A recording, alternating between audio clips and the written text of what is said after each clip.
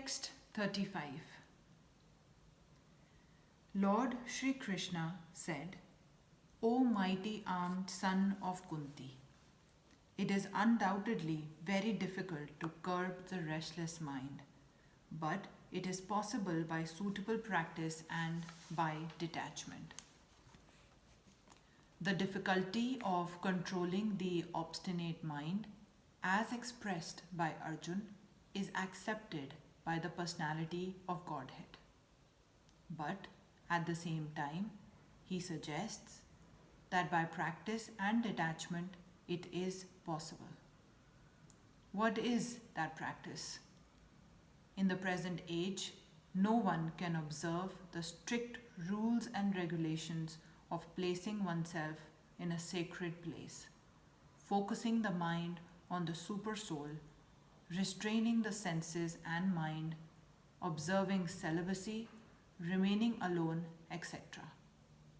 By the practice of Krishna consciousness, however, one engages in 9 types of devotional service to the Lord.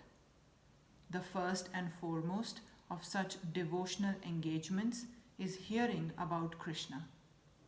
This is a very powerful transcendental method for purging the mind of all misgivings.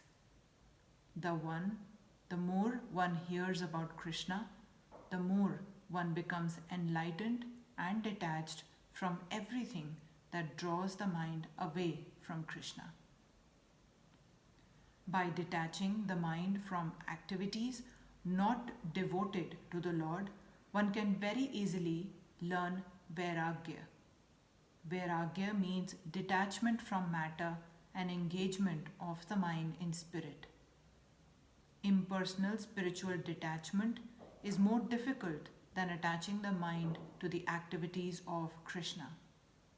This is practical because by hearing about Krishna, one becomes automatically attached to the Supreme Spirit.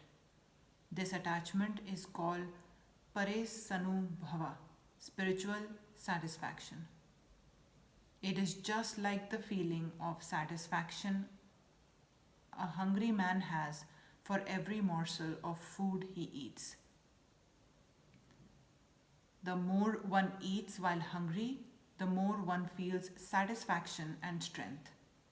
Similarly, by discharge of devotional service, one feels transcendental satisfaction as the mind becomes detached from material objectives.